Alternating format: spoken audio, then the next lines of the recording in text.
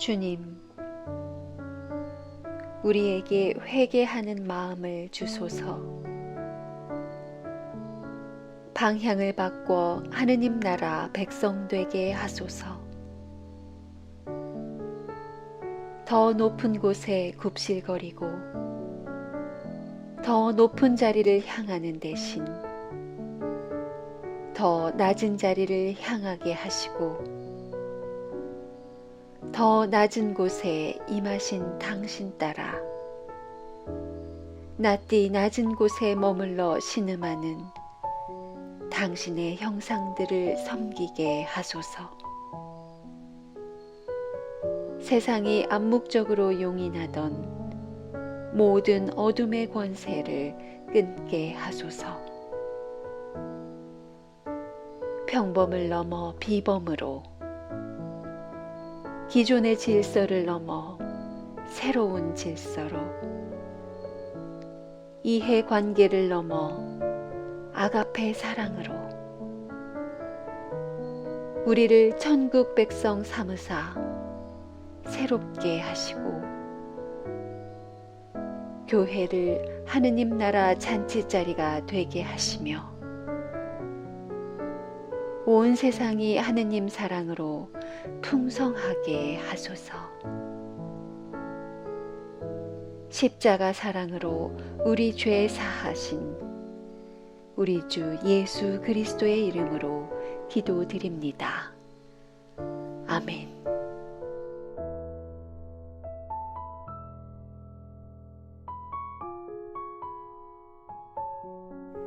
누가 공동체가 전한 거룩한 복음입니다. 어느 안식일에 예수께서 바리사이파의 한 지도자 집에 들어가 음식을 잡수시게 되었는데 사람들이 예수를 지켜보고 있었다. 예수께서 당신을 초대한 사람에게 말씀하셨다. 너는 점심이나 저녁을 차려놓고 사람들을 초대할 때에 친구나 형제나 친척이나 잘 사는 이웃 사람들을 부르지 마라. 그렇게 하면 너도 그들의 초대를 받아서 내가 베풀어 준 것을 도로 받게 될 것이다.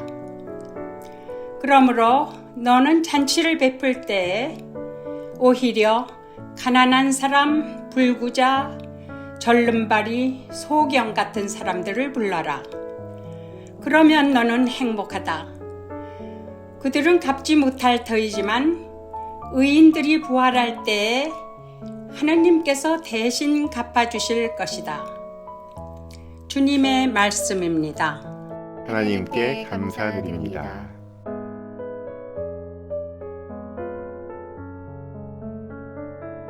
할렐루야!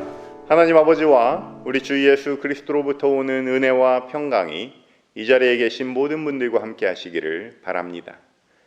오늘도 지난 주일에 이어 안식일이 배경입니다. 유대 지역에 사는 군중들에게 일반적으로 안식일은 평화로운 날이었어요. 무려 39가지나 되지만 안식일에 지켜야 할 이 39가지 규칙만 지키면 아무 문제 없었습니다. 어렸을 때부터 그냥 뭘 몰라서 무심코 지켰습니다. 좀 커서는 어느새 익숙해져서 그냥 지켰습니다. 지금까지는 아무런 문제도 없고 별로 불편하지도 않았습니다. 이렇게 안식일도 잘 지키고 큰 탈 없이 평화로운 마을에 어느 날 누가 찾아오셨을까요? 그렇습니다. 예수님이 찾아오셨어요. 안식일을 잘 지키라고 감시하고 훈계하는 바리새인들만 그 마을에 있을 때는 정말 아무런 문제가 없었는데 예수님이 오시면서부터 문제가 시작됐습니다. 한 바리새인 지도자가 예수님의 식사 자리에 초대했습니다. 누가복음만의 특징인데 누가복음서에는 잔치 자리가 많이 묘사가 됩니다. 누가 공동체가 이해한 하나님 나라는 곧 잔치로 비유되곤 했습니다. 우리끼리의 관습과 문화가 고착되어 있는 잔치 자리에 예수님이 오시고 나서 어떤 일이 발생하는지 그 전과 후 비포 애프터를 누가 공동체가 묵상하고 또 전파했습니다. 예수님이 초대되신 그 식사 자리는요, 한 바리새인 지도자가 베푼 안식일 만찬입니다. 고대 유대인들은 보통 하루에 두 끼를 먹었죠. 아침하고 저녁을 먹었어요. 그리고 안식일에 점심을 추가로 먹었습니다. 점심을 겸해서 만찬을 나눴어요. 그 만찬 자리는 2000년가량 지속됐듯이 이 식탁마다 정해진 위계라는 게 있었습니다. 제가 2000년가량 지속됐다고 방금 말씀드렸습니다. 지금은 우리가 모여서 둘러앉아서 밥을 먹을 때 거의 원탁 형태로 하죠. 우리가 교회에서도 친교를 하고 식탁 공동체로 사귐의 시간을 가질 때도 원탁 형태로 모임을 갖지만 불과 얼마 전만 해도 어르신들 식탁 따로, 애들 따로, 여자들 따로인 그런 관습이 있었죠. 지금도 식탁 자리가 고정되어 있는 교회들은 다 각자의 자리가 있는 편이에요. 예전에 한국에서 추석이나 설날 같은 명절을 셀 때 기억나십니까? 이 성별에 따라서, 나이에 따라서 자리가 구분되어 있지 않았습니까?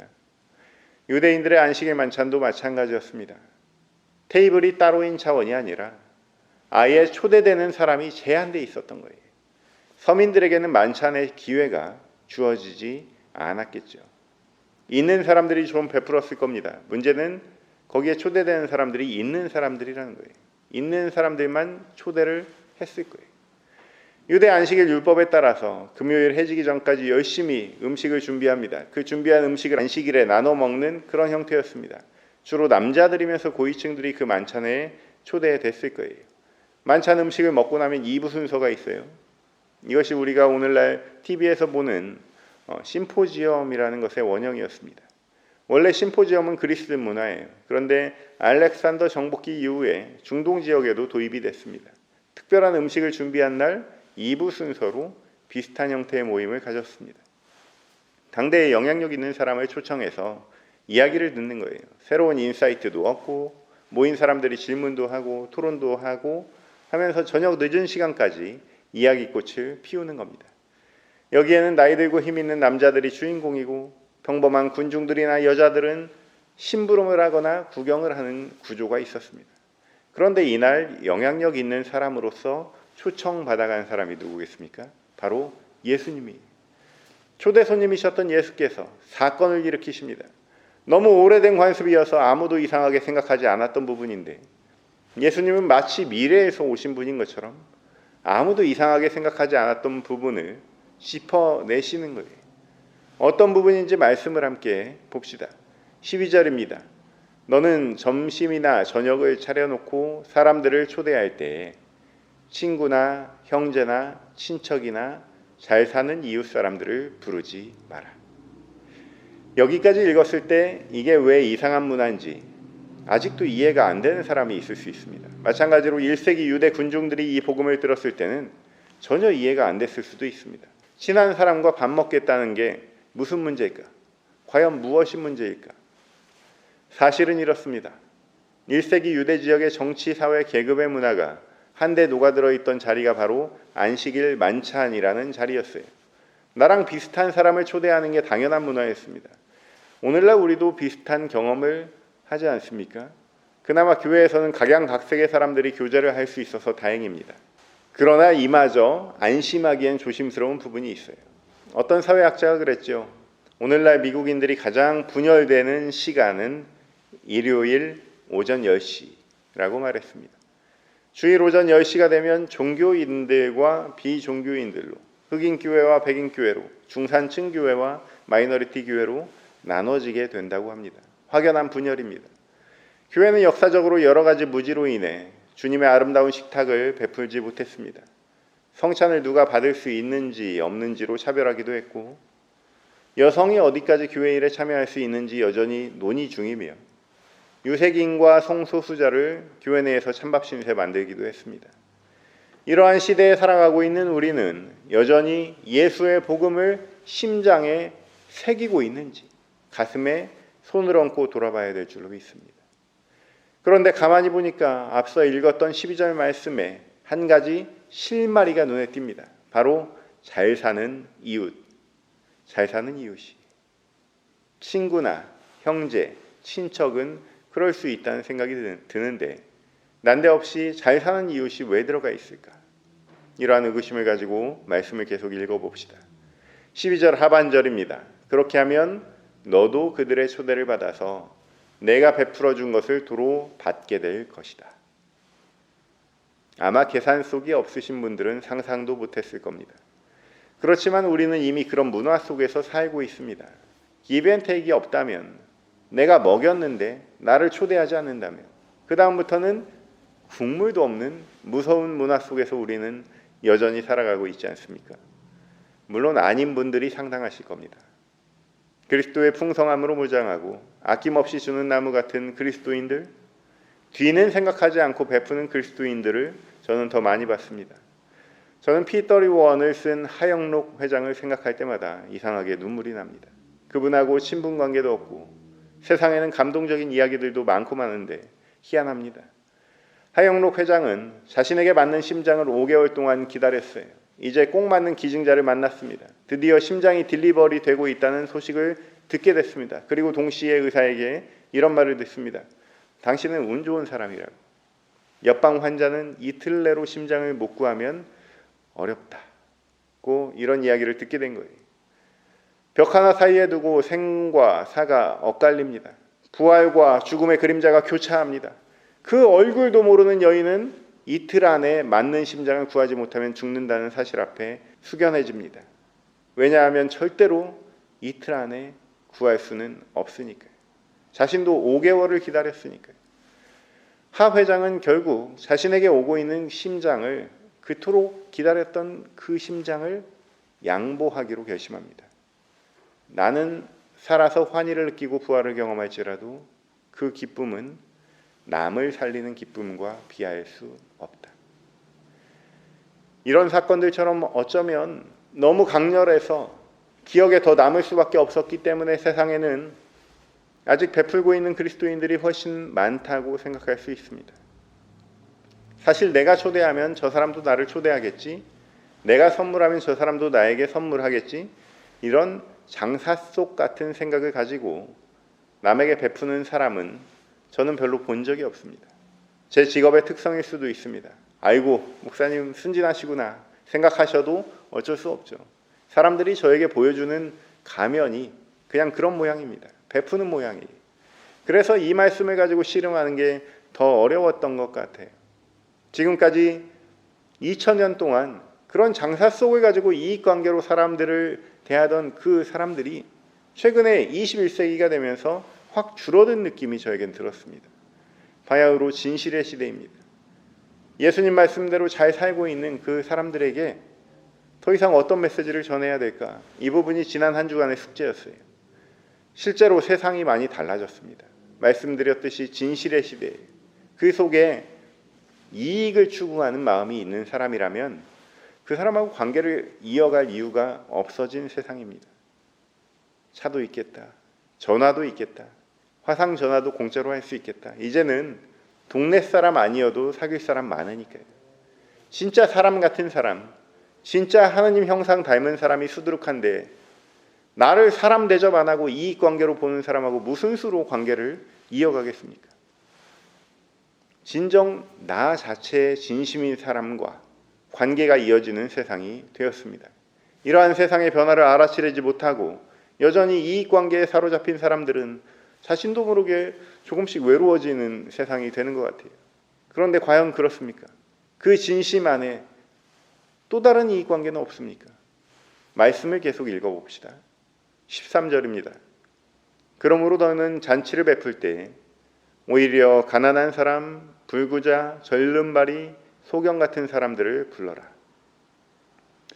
어떻습니까? 우리는 잘하고 있습니까? 나에게 정말 이익이 안 될 사람들과 관계하고 있는 것 같습니까? 우리가 벌인 잔치판은 어떻습니까? 하느님 나라의 모형으로 우리는 교회라는 공동체를 무리짓고 매주일 구원의 축제를 벌입니다. 누가 공동체가 잔치자리에 주목하듯이 교회도 하느님 나라를 재현하는 데 관심이 많습니다. 그런데 현실은 어떻습니까? 두 팔 벌려 환영하고 있습니까? 환영을 한다고 하긴 하는 것 같은데 가난한 사람, 불구자, 절름발이, 소경 아무도 안 오는 것 같아요. 상황을 진단해야 될 것 같습니다. 적절한 해결책이 필요한 것 같습니다. 과연 어디서부터 어떻게 풀어가야 할까요? 이어지는 14절 오늘의 결론 말씀을 한번 봅시다. 그러면 너는 행복하다. 그들은 갚지 못할 터이지만 의인들이 부활할 때 하느님께서 대신 갚아주실 것이다. 우리는 대체로 가정을 이루고 살아가고 있죠. 각 가정마다 재정적인 계획부터 시작해서 이 행복까지는 아니더라도 불행에 빠지지 않도록 어느 정도 대책을 세워놓고 살아갑니다. 그러다가 맞닥뜨리는 소소한 행복에 즐거워하죠. 사람들이 페이스북, 인스타그램에 올리는 행복을 봅니다. 스시를 오늘 먹어서 행복하다. 주식이 올라서 뿌듯하다. 디즈니랜드에 가서 행복하다. 불꽃놀이를 봐서 황홀했다. 집을 드디어 클로징해서 살 것 같다. 물론 진정한 행복은 표현의 한계가 있겠죠. 비밀스러운 가족만의 행복으로 남겨놓기도 할 것입니다. 그렇지만 우리가 세운 가장 작은 공동체라고 할 수 있는 이 가족의 행복은 하느님 나라의 행복, 잔치자리의 행복과 약간 거리가 있습니다. 공동체의 성격이 다르니까 같은 행복을 느껴야 한다는 부담감은 갖지 않아도 됩니다. 그래서 하나님께서 준비하신 게 있어요. 하느님 나라와 가정 그 중간에 교회를 세우셨어요. 함께 떡을 떼는 공동체 말입니다. 떡을 뗀다는 것은 제 관용적 해석으로 풀자면 우리말에 국수 먹는다는 의미랑 가장 비슷한 표현입니다. 친구에게 국수 언제 먹여줄 거야? 라고 하면 한국말을 처음 배우는 외국인들은 왜 국수를 사 먹으면 되지 먹여달라고 할까? 둘이 친한가 생각할 수도 있습니다. 유대적 표현으로 떡을 떼는 공동체라는 말은 잔치가 베풀어지는 공동체라는 뜻입니다. 교회의 행복은 바로 그 잔치에 있습니다. 말씀의 잔치, 성찬의 잔치, 기도와 찬양의 잔치, 그리고 실제 먹고 나누는 신교의 잔치, 이 모든 잔치 자리에 아픈 사람이 초대됩니다. 가난한 사람이 초대됩니다. 영양가 없는 사람, 모난 사람, 죄 많은 사람이 초대됩니다. 모든 원시 종교에는 위계가 있습니다. 하늘에 맞닿는 권세가 있는 사람이 있고 줄줄이 대단한 사람들이 있습니다. 아무도 그 권위를 흔들면 안 됩니다. 그러한 원시 종교에서 가난하고 아프고 장애가 있는 사람들은 원래부터 천벌받아서 그런 겁니다. 고대 유대 사회도 그랬습니다. 그런 원시성을 우리 주 예수 그리스도께서 십자가로 단박에 뒤집어 엎으셨습니다. 이제 더 이상 인신제사나 기우제 지내는 원시 종교가 아닙니다. 원시 종교에서는 하늘을 감동시키기 위해 사람과 동물을 희생시켜야 됐었는데 예수께서는 스스로 우리를 위해서 십자가에 달리셨습니다. 신이 받아야 할 제사를 신이 자신의 몸으로 드려주셨어요. 이로써 우리의 모든 죄는 속죄되고 죄사함 받아 자유케 된 줄로 믿습니다. 현대 종교들도 고등 종교의 이름을 가지고 있지만 또한 어느 정도의 원시성을 가지고 있습니다. 갖다 바친다고 하죠. 갖다 바친다는 것은 보통 높은 데 갖다 바치는 것을 말합니다. 이것을 오늘 예수께서는 뒤집어서 가난한 자, 약한 자, 소외된 자, 죄인된 자들에게 갖다 바쳐라. 대접하고 환대하라고 예수님께서 말씀하시는 거예요. 사랑하는 성도 여러분, 우리가 평범함을 넘어 비범하게 될 때, 하던 대로 기존의 질서를 넘어 새로운 질서를 만들 때, 이익관계를 넘어 소외된 이들을 아가페 사랑으로 환대할 때, 그것이 바로 종교의 근원이라고 할 수 있는 초월입니다. 초월성은 근엄하고 무시무시하고 두려운 것이 아닙니다. 위에다가 갖다 바치게 만드는 메커니즘이 아닙니다.